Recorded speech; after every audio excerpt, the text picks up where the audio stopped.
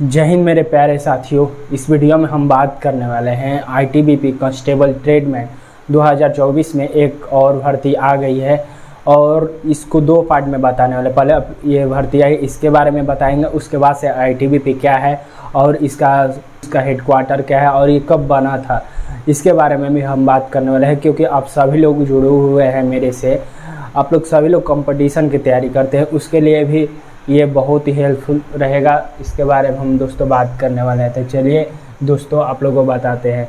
ITBP constable tradesman 2024 की vacancy आई है और टोटल पदों की संख्या 51 है और टेलर है, उसके बाद से कोबलर है और इसमें मेल फीमेल के लिए है। और इसमें दोस्तों ये भी है तो ओबीसी का इसमें एक भी वैकेंसियाँ नहीं है।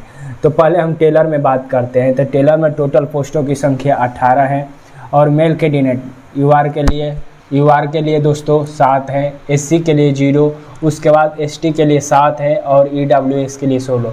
टोटल मेल कैंडिडेट में 16 वैकेंसियाँ है और फीमेल में 2 है, सिर्फ यूआर में 1 है, उसके बाद से एसटी में 1 और टोटल संख्या 2 हो जाती है दोस्तों।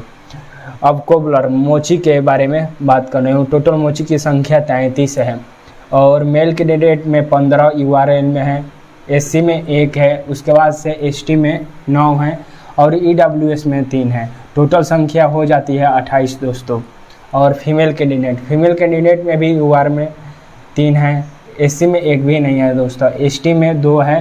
टोटल संख्या 5 हो जाती है ये फीमेल कैंडिडेट में। ये एप्लीकेशन फॉर्म भरा जाएगा, स्टार्ट हो गया है 20 जुलाई से लेकर 18 अगस्त तक इसका फॉर्म फिलअप होगा। और इसका पैसे की बात करें कितना फ़ी लगने वाला है तो जर्नल ईडब्ल्यूएस का टोटल 100 रुपया लगेगा और एससी एसटी और ऑल फीमेल कैंडिडेट का एक भी पैसा नहीं लगेगा दोस्तों, एक भी पैसा नहीं। और इसमें क्वालिफ़िकेशन मांगा गया है 10वीं पास ही सिर्फ मांगा गया है और इसका एज लिमिट है जो 18 से लेकर 23 वर्ष तक है।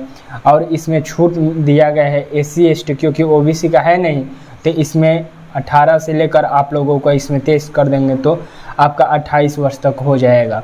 तो ये दोस्तों तो आप लोगों का एज हो गया, क्वालिफ़िकेशन हो गया, छूट कितना है। उसके बाद से फिजिकल के बारे में बात करने वाले हैं, हाइट कितना होगा, फिजिकल स्टैंडर्ड टेस्ट के बारे में बात करने वाले हैं। तो मेल कैंडिडेट का हो जाएगा, हाइट दिया गया है एक 67.5 सेंटीमीटर होना चाहिए और फीमेल में 157 सेंटीमीटर होना चाहिए। और मेल कैंडिडेट का एक चेस्ट होना चाहिए नॉर्मल 80 और 5 सेंटीमीटर फुलाना पड़ता है तो 85 सेंटीमीटर मांगा गया है, फीमेल में नहीं है दोस्तों। रनिंग इसमें मेल कैंडिडेट को 1600 मीटर 7.5 मिनट में मारना है आप लोगों को, 7.5 मिनट में। उसके बाद फीमेल का 800 मीटर का है तो 800 मीटर का 4 मिनट 45 सेकेंड दिया गया है। आप लोगों को इतना में क्वालिफाई करना है। इसमें लॉन्ग जंप है दोस्तों, तो लॉन्ग जंप में 11 फीट मेल कैंडिडेट के लिए और फीमेल कैंडिडेट के लिए 9 फीट आप लोगों को करना है। इसमें ये दोनों दोस्तों है कैटेगरी। लॉन्ग जंप हो गया, हाई जंप, इसमें आप लोगों को 3 चांस मिलेगा, 3 बार चांस दिया जाएगा। यदि तीनों बार आप लोग पास नहीं करते हैं तो डिस्क्वालीफाई कर दिया जाएगा। और हाई जंप के बारे में बात करते हैं तो 3.5 फीट मेल कैंडिडेट के लिए फरना पड़ेगा और 3 फीट फीमेल कैंडिडेट का। ये तो दोस्तों आप लोगों का एप्लीकेशन हो गया। उसके बाद से फिजिकल स्टैंडर्ड टेस्ट कितना आप लोगों का हाइट होना चाहिए, चेस्ट होना चाहिए, सब चीज़ बता दी। एज लिमिट के बारे में भी बता दिया आप लोगों का।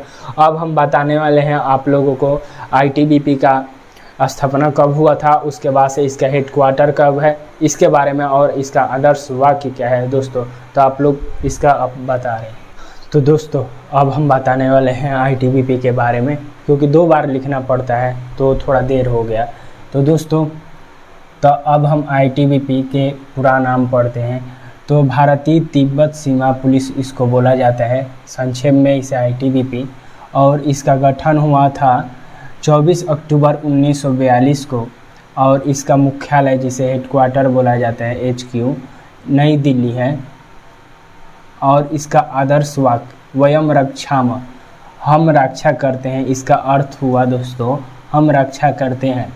और इसका कार्य भारत और चीन की अंतर्राष्ट्रीय सीमा की सुरक्षा हेतु इसका प्रयोग किया जाता है आईटीबीपी का।